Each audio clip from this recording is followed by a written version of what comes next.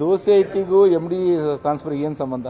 ಜನ ಆಕ್ರೋಶ ಯಾರ್ರೀ ಜನ ಆಕ್ರೋಶ ಮಾಡಿದ್ದಾರೆ? ಸುಮ್ಮನೆ ಏನೋ ಒಂದು ಯಾವುದೋ ಸೋಷಿಯಲ್ ಮೀಡಿಯಾದಲ್ಲೇ ಮಾಡೋದನ್ನ ಅಲ್ಲ. ನೋಡಿ, ಭಾಳ ಪ್ರಾಮಾಣಿಕವಾಗಿ ಹೇಳಬೇಕಾಗುತ್ತೆ.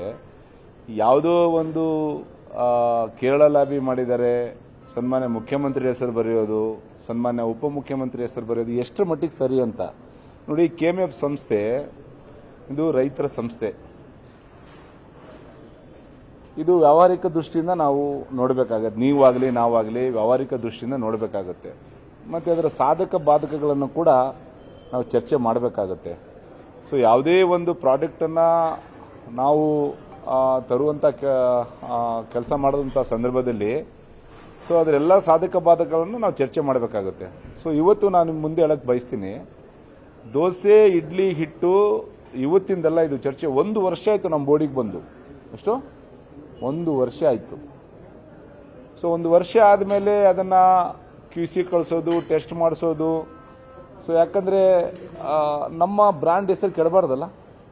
ಸೊ ನಾವು ಬೇರೆ ಒಂದು ಸಂಸ್ಥೆಯ ಒಂದು ಹಿಟ್ಟನ್ನು ನಮ್ಮಲ್ಲಿ ಪ್ಯಾಕಿಂಗ್ ಮಾಡಿ ಕಳಿಸುವಂಥ ಸಂದರ್ಭದಲ್ಲಿ ಏನಾದರೂ ಫುಡ್ಡಲ್ಲಿ ಹೆಚ್ಚು ಕಡಿಮೆ ಆದರೆ ಸೊ ಯಾರಿಗೆ ಕೆಟ್ಟ ಹೆಸರು ಬರೋದಿದು? ನಮ್ಮ ಬ್ರ್ಯಾಂಡ್ ಅಲ್ಲ. ಸೊ ನಂದಿನಿ ಬ್ರ್ಯಾಂಡು ಇವತ್ತು ಅಂತಾರಾಷ್ಟ್ರೀಯ ಮಟ್ಟದಲ್ಲಿ, ಇಂಟರ್ನ್ಯಾಷನಲ್ ಲೆವೆಲಲ್ಲಿ, ಅಂತಾರಾಷ್ಟ್ರೀಯ ಮಟ್ಟದಲ್ಲಿ ಇವತ್ತು ಬೆಳೆದಿದೆ. ಸೊ ಕರ್ನಾಟಕ ರಾಜ್ಯದಲ್ಲಿರ್ತಕ್ಕಂಥ 7 ಕೋಟಿ ಜನರು ಮತ್ತು ಇಡೀ ದೇಶದ ಜನರು ನಂದಿನಿ ಬ್ರ್ಯಾಂಡ್ ಬಗ್ಗೆ ಭಾಳ ಒಂದು ದೊಡ್ಡ ನಂಬಿಕೆಯನ್ನು ಇಟ್ಕೊಂಡಿದ್ದಾರೆ. ಸೊ ಆ ನಿಟ್ಟಿನಲ್ಲಿ ನಾವು ಅದರ ಸಾಧಕ ಬಾಧಕಗಳನ್ನು ಚರ್ಚೆ ಮಾಡ್ತಾ ಇದ್ದೀವಿ. ಸೊ ನಾವು ಇಡ್ಲಿ ದೋಸೆ ಹಿಟ್ಟನ್ನು ನಾವು ಬಿಡೋದಿಲ್ಲ ಅಂತ ನಾವೆಲ್ಲಿ ಹೇಳಿಲ್ಲಲ್ಲ. ನಾನು ಹೇಳಿದ್ದೀನಾ? ಸೊ ನಮ್ಮ KMFನವ್ರು ಯಾರು ನಮ್ಮ MD ಹೇಳಿದಾರಾ? ಕೆಲವು ಯಾರು ನಮ್ಮ ಅಧಿಕಾರಿಗಳಿದ್ದಾರೆ? ನಾವೆಲ್ಲಿ ಹೇಳಿದ್ದೀವಿ ಬಿಡಲ್ಲ ಅಂತ? ಅಲ್ರಿ ಇದರಲ್ಲಿ ಯಾಕೆ ರಾಜಕಾರಣ ಬೆರೆಸ್ತಾ ಇದ್ದೀರಿ? ಇದರಲ್ಲಿ ಅಲ್ಲಲ್ಲ, ಅವರಿಗೆ ಹೇಳ್ತಿರೋದು. ಯಾರು ರಾಜಕಾರಣವನ್ನು ಬೆರೆಸ್ತಿದ್ದಾರೆ ಅವರಿಗೆ ಹೇಳ್ತಿರೋದು ನಾನು. ಯಾರು ಟ್ವೀಟ್ ಮಾಡಿದ್ದಾರೆ, ಏನು ಅವ್ರಿಗೆ ಕೆಲಸ ಇಲ್ಲ, ಅವರಿಗೆ BJPಯವರಿಗೆ ಯತ್ನಾಳ್ ಮತ್ತು ರಮೇಶ್ ಜಾರಕಿಹೊಳಿ ಅವ್ರೇನು ಮಾತಾಡ್ತಿದ್ದಾರೆ, ಅವ್ರ ತಟ್ಟೆಯಲ್ಲಿ ದೊಡ್ಡ ಹೆಗಣ ಬಿದ್ದಿದೆ. ಫಸ್ಟ್ ಅದನ್ನು ನೋಡ್ಕೊಳಕ್ಕೆ ಹೇಳಿ BJPಯವರಿಗೆ. ನಂದಿನಿ KMF ಅಲ್ಲಿ ಯಾಕ್ರಿ ರಾಜಕಾರಣ ಮಾಡ್ತೀನಿ? ನಿಮ್ಮ ಮುಖಾಂತರ ನಾನು ಮನವಿ ಮಾಡ್ತೀನಿ. ಸೊ ದಯವಿಟ್ಟು ಇದ್ರಲ್ಲಿ ರಾಜಕಾರಣ ಬೆರೆಸಬೇಡ್ರಿ.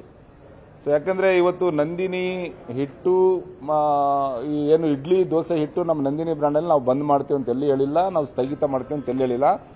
ಅದರ ಸಾಧಕ ಬಾಧಕಗಳನ್ನು ಚರ್ಚೆ ಮಾಡ್ತಾ ಇದ್ದೀವಿ. ನಿನ್ನೆನೇ ಒಂದು ಸಭೆ ಮಾಡಿದ್ದೀವಿ. ಸೊ ನಮ್ಮ QC ಮತ್ತು ನಮ್ಮ ಎಕ್ಸ್ಪೋರ್ಟ್ಗಳನ್ನು ಮತ್ತೆ ಒಂದು ಸತಿ ಟೆಸ್ಟ್ ಮಾಡೋಕ್ಕೆ ಹೇಳಿದ್ದೀವಿ. ಯಾಕೆ ನಾವು ನಿರ್ಧಾರಕ್ಕೆ ಬಂದಿದ್ದೀವಿ ಅಂದರೆ ತಮ್ಮ ಮುಂದೆ ಇಡಕ್ಕೆ ಬಯಸ್ತೀನಿ. ಸೊ ಏನು ಕಳೆದ 2-3 ತಿಂಗಳ ಹಿಂದೆ ತಿರುಪತಿಯಲ್ಲಿ ಏನೋ ಒಂದು ಇಶ್ಯೂ ಆಯಿತು. ಸೊ ನಮ್ಮ ನಂದಿನಿ ಬ್ರ್ಯಾಂಡ್ ತುಪ್ಪವನ್ನು 4 ವರ್ಷ ಅವರು ಹೊರಗಿಟ್ಟಿದ್ರು. ಸೊ ಆ ಸಂದರ್ಭದಲ್ಲಿ ಭಾಳಷ್ಟು ಇಂಟರ್ನ್ಯಾಷನಲ್ ಬ್ರ್ಯಾಂಡ್ ಮತ್ತು ನಮ್ಮ ದೇಶದಲ್ಲಿರ್ತಕ್ಕಂಥ ಅನೇಕ ಕಂಪ್ನಿಗಳ ತುಪ್ಪವನ್ನು ಅಲ್ಲಿ ಪ್ಯಾಕಿಂಗ್ ಆಗಿರೋದು. ಸೊ ಹಾಗಾಗಿ ಅದರ ಒಂದು ವಿಚಾರವನ್ನು ತಗೊಂಡು ನಾವು ಎಚ್ಚರಿಕೆಯಿಂದ ನಾವು ಕೆಲಸ ಮಾಡಬೇಕನ್ನೋ ಒಂದು ದೃಷ್ಟಿಯಿಂದ ನಾವು, ನೀವು ಪ್ರಜಾವಾಣಿ ಪತ್ರಿಕೆ ಓದಿರ್ಬೋದು, ಪ್ರಜಾವಾಣಿ ಮತ್ತು ಬೇರೆ ಬೇರೆ ಪತ್ರಿಕೆಯಲ್ಲಿ ಕೂಡ ನಾನು ಒಂದು ಸ್ಟೇಟ್ಮೆಂಟ್ ಕೊಟ್ಟಿದ್ದೀನಿ, ತಾವು ಓದಿರ್ಬೋದು. ಇದ್ರ ಸಾಧಕ ಬಾಧಕ ನಾವು ಚರ್ಚೆ ಮಾಡ್ತಾ ಇದ್ದೀವಿ. ಇದನ್ನು ನಾವು ಮಾಡ್ತೀವಿ, ಮುಂದಿನ ದಿನಗಳಲ್ಲಿ ಮಾಡ್ತೀವಿ. ಸದ್ಯಕ್ಕೆ ಇದನ್ನು ಹೋಲ್ಡ್ ಮಾಡಿದ್ದೀವಿ ಅಂತ ಹೇಳಿದ್ದೀವಿ. ನಾವು ಬಿಡೋದಿಲ್ಲ ಅಂತ ಎಲ್ಲಿ ಹೇಳಿಲ್ಲಲ್ಲ, ಬಿಡಲ್ಲ ಅಂತೆಲ್ಲ.